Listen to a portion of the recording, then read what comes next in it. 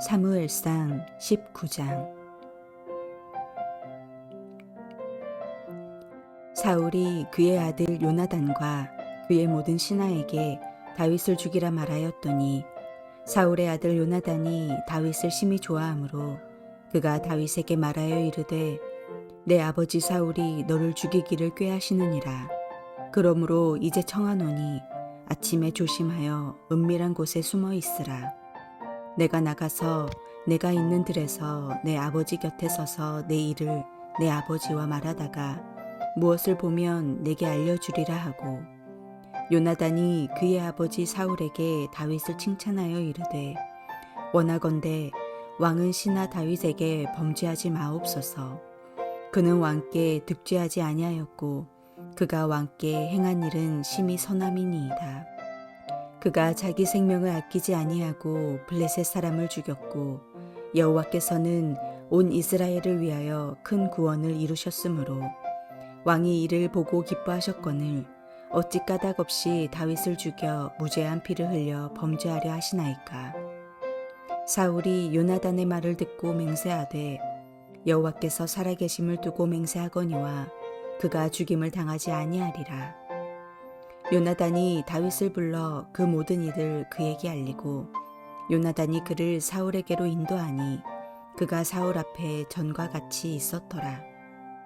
전쟁이 다시 있으므로 다윗이 나가서 블레셋 사람들과 싸워 그들을 크게 쳐 죽이매 그들이 그 앞에서 도망하니라. 사울이 손에 단창을 가지고 그의 집에 앉았을 때에 여호와께서 부리시는 악령이 사울에게 접하였으므로 다윗이 손으로 수금을 탈 때에 사울이 단창으로 다윗을 벽에 박으려 하였으나 그는 사울의 앞을 피하고 사울의 창은 벽에 박힌지라. 다윗이 그 밤에 도피하매 사울이 전령들을 다윗의 집에 보내어 그를 지키다가 아침에 그를 죽이게 하려 한지라. 다윗의 아내 미갈이 다윗에게 말하여 이르되 당신이 이 밤에 당신의 생명을 구하지 아니하면 내일에는 죽음을 당하리이다 하고, 미갈이 다윗을 창에서 달아내리매 그가 피하여 도망하니라. 미갈이 우상을 가져다가 침상에 누이고 염소털로 엮은 것을 그 머리에 씌우고 의복으로 그것을 덮었더니 사울이 전령들을 보내어 다윗을 잡으려 하매 미갈이 이르되 그가 병들었느니라. 사울이 또 전령들을 보내어 다윗을 보라 하여 이르되 그를 침상째 내게로 들고 오라. 내가 그를 죽이리라. 전령들이 들어가 본즉 침상에는 우상이 있고 염소털로 엮은 것이 그 머리에 있었더라. 사울이 미갈에게 이르되 너는 어찌하여 이처럼 나를 속여 내 대적을 놓아 피하게 하였느냐. 미갈이 사울에게 대답하되 그가 내게 이르기를 나를 놓아 가게 하라. 어찌하여 나로 너를 죽이게 하겠느냐 하더이다 하니라. 다윗이 도피하여 라마로 가서 사무엘에게로 나아가서 사울이 자기에게 행한 일을 다 전하였고 다윗과 사무엘이 나요스로 가서 살았더라. 어떤 사람이 사울에게 전하여 이르되 다윗이 라마 나요스에 있더이다 하매 사울이 다윗을 잡으러 전령들을 보냈더니 그들이 선지자 무리가 예언하는 것과 사무엘이 그들의 수령으로 선 것을 볼 때에 하나님의 영이 사울의 전령들에게 임하매 그들도 예언을 한지라.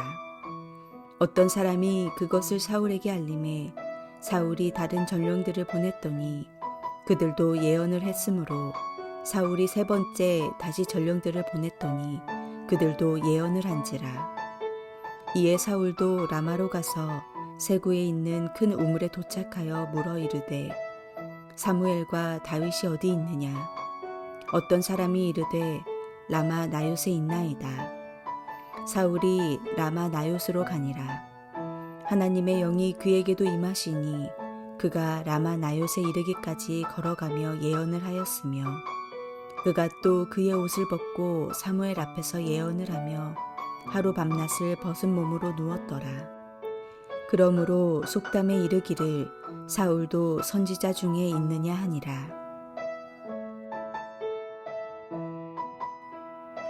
사무엘상 19장은 다윗이 사울을 피해 도망다니는 이야기입니다. 지금까지는 은밀하게 다윗을 죽이려고 했던 사울은 이제 요나단과 모든 신하들에게 다윗을 죽이라고 공개적으로 명령합니다.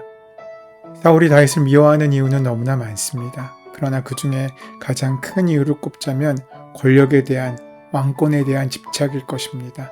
그런데 조금 이상한 점이 있습니다. 사울과 다윗의 나이를 정확히 알 수 없으나 어림잡아 사울은 다윗의 아버지 뻘입니다. 심지어 다윗은 요나단보다도 어렸습니다. 그렇다면 왕권에 관해 누가 더 예민해야 합니까? 사울입니까? 그 아들 요나단입니까? 요나단이 아름다운 것은 다윗을 사랑하고 아낀 것만이 아닙니다. 그가 누릴 수 있는 권리를 포기한 것이 그를 아름답게 만든 것입니다. 우리는 많은 것을 물려받습니다. 물질적인 뿐만 아니라 영적인 유산도 물려받습니다. 누릴 권리도 물려왔지만 사명도 물려받습니다. 사울이 정상적인 아버지라면 자신 때문에 다윗과 싸우지는 않습니다. 아들에게 왕권을 주기 위해 방해가 되는 사람들을 처리하려 들지 않겠습니까? 그런데 이것이 문제가 되는 것은 사울이 하나님께 부여받은 것은 왕권만이 아니라는 것이기 때문입니다. 그는 왕권뿐만 아니라 하나님의 새로운 영도 부여받았습니다. 새로운 마음, 새로운 생각, 새로운 비전도 물려받은 것입니다. 단지 가족을 지키고 내 자식을 사랑하는 그 정도의 사랑이 아닌 새로운 사랑의 마음을 그에게 부어주신 것입니다. 그러나 그는 자신과 그 아들을 위한 왕권만 물려주려고 한 것이 가장 큰 문제의 시작이 된 것입니다. 세상적 가치관과 영적인 가치관의 차이는 단순합니다. 하나님으로부터 부여받은 왕권과 새 영 중에서, 다시 말해 물질적 유산과 영적 유산 중에서 어느 것을 물려주느냐의 차이입니다. 물려주는 것뿐만 아니라 물려받는 것도 같은 이치입니다. 내가 물려받아야 할 것은 권력이 아니라 하나님의 새 마음이고 새 영입니다. 내가 물려받아야 할 것은 물질적 가치가 아니라 영적인 가치입니다. 내가 물려받아야 할 것은 내 권력이 아니라 권력을 통해 행할 사명이어야 한다는 것입니다. 바로 요나단처럼 말입니다. 이러한 사울의 말을 들은 요나단은 가장 먼저 다윗에게 이 사실을 말하고 은밀한 곳에 숨게 합니다. 그리고 사울에게 나아가 다윗을 죽이지 말라고 설득합니다. 요나단의 이러한 행동은 매우 신앙적이고 지혜로운 것입니다. 그는 하나님이 함께 하시는 다윗을 기뻐하여 다윗의 생명을 구하려 하였고 동시에 사랑하는 아버지가 범죄하지 않도록 설득한 것입니다. 요나단은 하나님의 뜻을 따라 평생 다윗이 왕이 되는 것을 지지합니다. 동시에 요나단은 평생 아버지 사울의 곁을 떠나지 않습니다. 그곳이 하나님께서 요나단에게 허락하신 자리였기 때문입니다. 요나단은 열등감과 두려움에 사로잡혀 불안과 고독 속에 살았던 사울의 곁에서 한순간도 떠나지 않았습니다. 신앙을 핑계로 아버지를 포기하거나 떠나지 않았던 것입니다. 동일한 신앙의 중심을 소유했다고 해서 하나님이 주신 사명도 동일한 것은 아닙니다. 하나님의 뜻을 따라 누군가는 왕이 되어 다스리고 동일한 하나님의 뜻을 따라 누군가는 악신이 들린 아버지의 곁에서 기도하며 그 아버지를 섬기는 삶을 삽니다. 왕이 되는 것만이 가치가 있고 의미 있는 삶을 사는 것이 아니라는 것입니다. 도저히 나아지지 않는 아버지의 곁에서 의미 없이 인생을 소모하고 허비하는 것이 아닐까 생각되어도 겸손히 하나님이 허락하신 자리에서 섬기는 요나단의 삶은 하나님께서 가장 귀하고 아름답게 여기시는 삶이었습니다. 사울은 요나단의 설득으로 다윗을 죽이지 않겠다고 맹세합니다. 그렇게 사울은 회개한 뒤 일시적으로 다윗을 다시 복직시킵니다. 그래서 다윗은 다시 사울 앞에서 수금을 타는 용사로 재직하게 됩니다. 그러나 사단은 사울을 그냥 놔두지 않습니다. 적절한 기회를 틈타 다시 사울에게 파고듭니다. 그 마음에 허점이 생겼고 그 약점을 파고든 것입니다.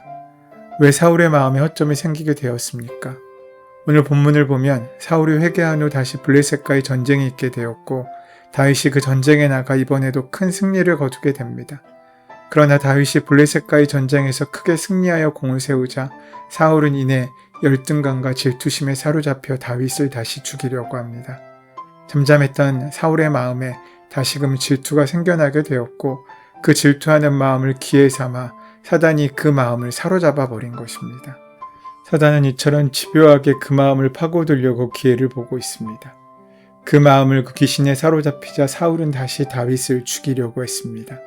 처음에 수금 타는 다윗을 단창을 이용해 벽에 박아 죽이려고 했고 다윗은 가까스로 사울을 피해 집으로 도망하였지만 사울이 보낸 사람들이 다윗을 죽이려고 그의 집을 포기합니다.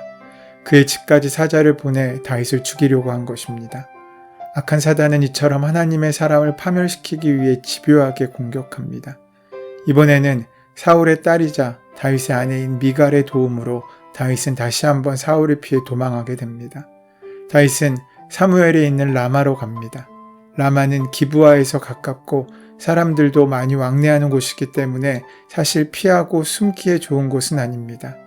그럼에도 불구하고 다윗이 사무엘에게 피한 이유는 지금 다윗의 가장 간절한 소원이 무엇인지를 우리에게 보여줍니다. 안전한 곳에서 피해 생명을 보존하는 것보다 다윗에게 더 중요한 일은 이처럼 이해할 수 없는 일들이 하나님의 어떤 뜻을 내포하는지를 아는 것이었습니다. 다윗은 하나님을 위해, 사울을 위해, 이스라엘을 위해 충성하였고 사울에게 죽임을 당해야 할 만한 죄나 잘못을 저지르지 않았습니다. 게다가 그는 하나님의 기름 부음을 받은 자입니다. 그렇다면 그의 인생은 이제 축복에 가득한 꽃길 같은 은혜의 시간만 있어야 될 것 같은데 반대로 그의 인생은 고난의 연속입니다. 인간의 상식으로는 이해할 수 없는 상황들이 계속되고 있는 것입니다. 그런데 여기서 기억해야 할 것은 하나님께서 하나님의 사람을 쓰시고 다루시는 독특한 방법이 있다는 것입니다. 그것은 광야를 사용하신다는 것입니다. 아브라함이 하나님의 음성을 듣고 그 약속이 이루어지기까지 가나안의 광야를 헤매야 했습니다. 모세는 하나님의 뜻을 따라 이스라엘의 지도자로 세워지기까지 40년간 미디안 광야에 있었습니다. 이스라엘 백성들 역시 가나안으로 들어가기까지 40년 동안 광야를 맴돌아야 했습니다. 주님의 일을 하려면 반드시 그 광야의 과정이 필요합니다. 그 과정을 통해 자신의 경험과 지식을 하나님의 생각과 방법으로 바꾸는 작업이 진행되기 때문입니다. 그 과정들이 때로는 껍질을 깨는 아픔처럼 다가오기도 하지만 그런 과정들을 통해 우리는 새로운 존재로 변화하는 인고의 시간과 귀한 산고의 시간을 겪게 되는 것입니다. 이러한 과정 없이 우린 하나님의 쓰임을 받을 수 없습니다. 이러한 과정 없이는 오히려 자기의 열정으로 하나님의 일을 하게 될지도 모릅니다. 그러다 어느 순간 길을 잃게 되는 것입니다. 수많은 사람들이 하나님의 뜻대로를 외치면서 결국 자기의 뜻대로 일하고 하나님의 나라를 외치면서 자신의 나라를 만들어가고 하나님의 진리를 외치면서 자신의 진리와 자기의 신념을 위해 죽도록 싸웁니다. 그리고 그것을 믿음이라고 말합니다. 하지만 그 믿음은 하나님과는 상관없는 믿음입니다. 나의 상식과 나의 생각으로 믿는 그 믿음이 깨어지는 자리가 바로 광야라는 것입니다. 하나님께서는 지금 다윗을 그 힘들고 어려운 광야의 자리로 몰아넣고 계십니다. 그 이유는 그를 고생시키기 위해서가 아니라 그를 새로운 존재, 하나님께서 세우실 만한 왕으로 삼기 위해서입니다. 오늘 사무엘을 통해서 다윗은 그 사실을 확인받습니다. 그래서 그는 고통을 넘어서 하나님의 사명의 자리로 나아가는 귀하고 복된 은혜의 삶을 시작할 수 있게 되는 것입니다. 하나님의 신이 그에게 임하게 되고 하나님께서 역사하시고 함께 하셔서 그 마음이 하나님과 합한 자로 귀하게 세워질 수 있게 된다는 것입니다.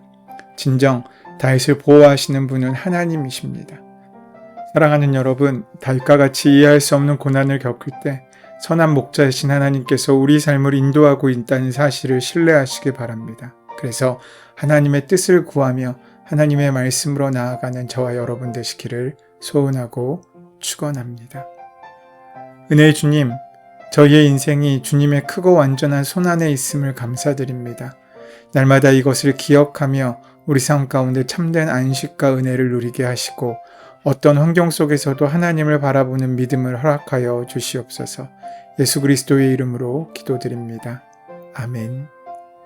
이제 오늘 우리에게 허락하신 말씀이 나에게 주시는 말씀으로 온전히 들려지기 위하여 함께 오늘 본문의 말씀을 깊이 묵상하시고 기도하시는 시간 가지도록 하겠습니다. 함께 기도합니다.